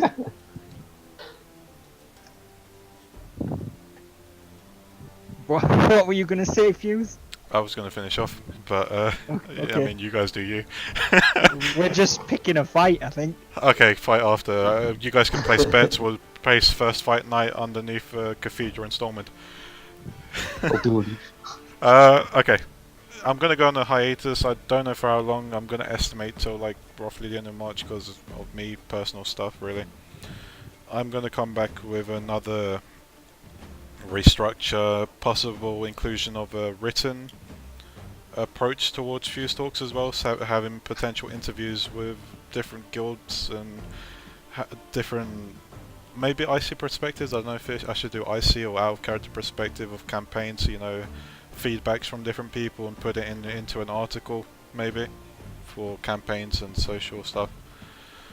Otherwise, that's pretty much it for me for a bit now. Thank you for joining me, guys. Thank you for Thanks having us. me on. Goodbye. Goodbye, my friends. Subscribe if you want, you know, big monies. Oh yeah, I have a emote. I may as well add that in chat now. Look You've at this. had it and you haven't like chilled it yet. Yeah, look at this emote that someone made for me. Hey. Yeah, so you get that emoji Fuse across. CR Fuse 1. It's an interesting name. I need to change that. For some reason it bugged out with the thing, but you know. Follow me, subscribe, join the Discord if you want. Like, favourite and subscribe. Yeah, I mean, we have good old talks on Discord where we talk trash about each other, and especially Bromhead, because, you know. Why am I suddenly a meme? To be fair, What is happening? we were planning on turning this entire session into this shit talking Brom. I thought that was a joke, not something I'm that joking. was going on the fucking podcast. I'm joking. Just to clarify, guys, Bromhead is a pretty neat guy.